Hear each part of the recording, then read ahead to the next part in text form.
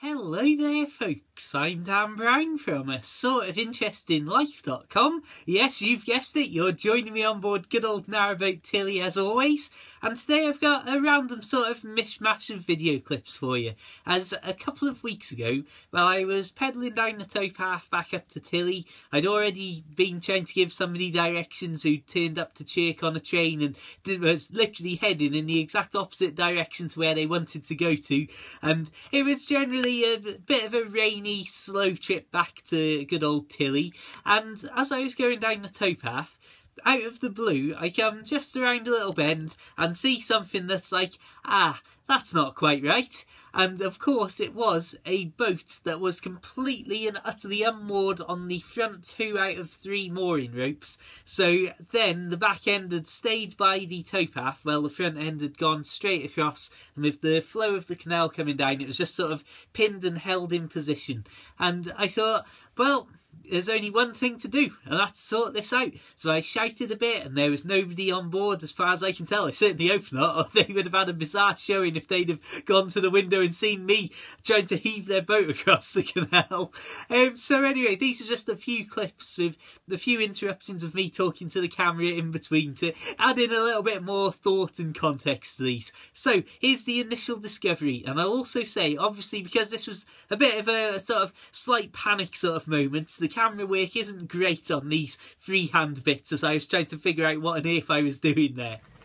Now, if there's one thing that I think's sad to see, it's a boat that's come unstuck here, and I've just seen boats, or at least one boat at the very least, come down, obviously knowing full well what was going on here, as that's literally a moment ago.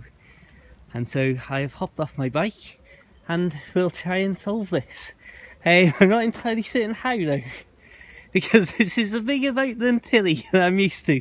So amazingly, while all this is going on and I'm slowly trying to pull the boat back across, I realised really that the problem with the weight of the boat wasn't so much that the boat was hugely heavy, which obviously it was a lot heavier to try and pull across than Tilly is, but rather because I didn't have any ropes from the front end of the boat, I was trying to sort of pull the front end of the boat back into the towpath by pulling a rope that was almost at the back of the boat to begin with. So I didn't really have the pivoting power and the power to just pull the nose of the boat straight in, like on Tilly, only 30 foot. It's a lot easier to just be able to grab one rope attached to the back of the boat and one rope attached to the front and pull them both in and pull her into the side nice and safely. Knife and safely? That doesn't sound right. Sounds like an Alan Partridge sort of thing to say. Anyway, back to the actual experience there and then. My goodness me, this is definitely a lot more weight to try and move around by a rope than little Tilly is. I've definitely been spoiled with the ease of which Tilly can be manoeuvred by hand over these last 3 years. Oh my goodness me. So this is an extremely slow bike ride home as it is currently unfolding. Oh.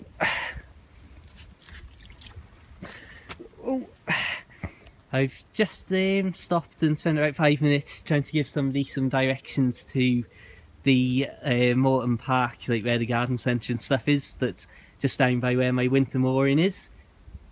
Now we've got this, which again you can see because the boats are travelling so fast in the middle of summer, because we've got an awful lot of traffic, just how much that's pulled this pin out here, just immediately, it's just completely out of the ground. One of the things that I thought was beautiful and just typical was, while I was trying to do this and I was scrabbling around trying to figure out how I was actually going to get the pins into the muddy ground to at least stay there for at least one more boat to go past, some random chap walked by and started to then give me his own advice. Didn't actually do any actual physical helping, of course, and so that was one of those things of like, okay then, what am I meant to do?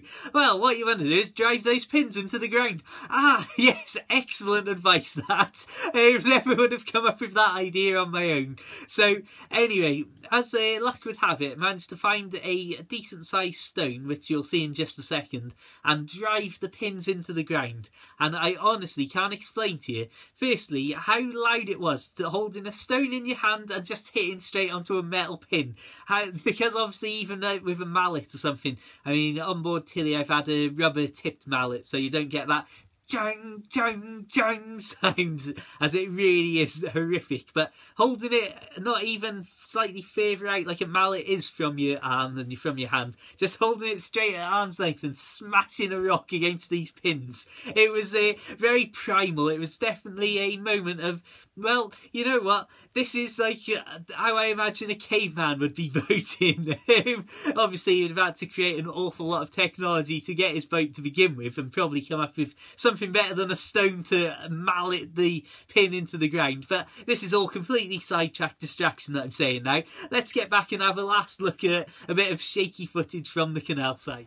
Right, so it was slightly more difficult than imagined, because like you say, the soil is so soft here, it's very difficult to get the pins in anywhere that they're not going to immediately pull out. So without a mallet, this random rock, as you can see, had to do the job instead.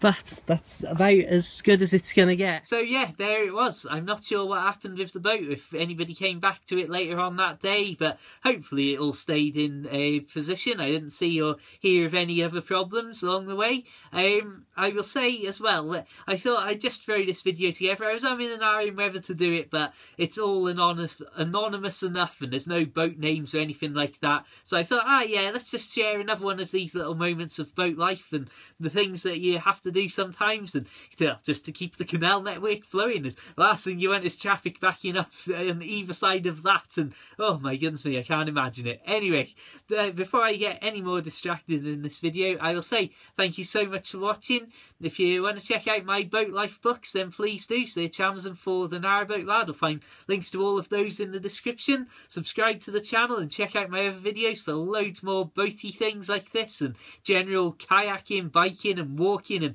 getting in the great outdoors in general, I suppose. And of course, I suppose, feel free to add me on Facebook and Twitter for loads of boaty pictures and canal scenery. Until the next time though, have an absolutely fantastic day, keep it boat worthy, and of course, farewell.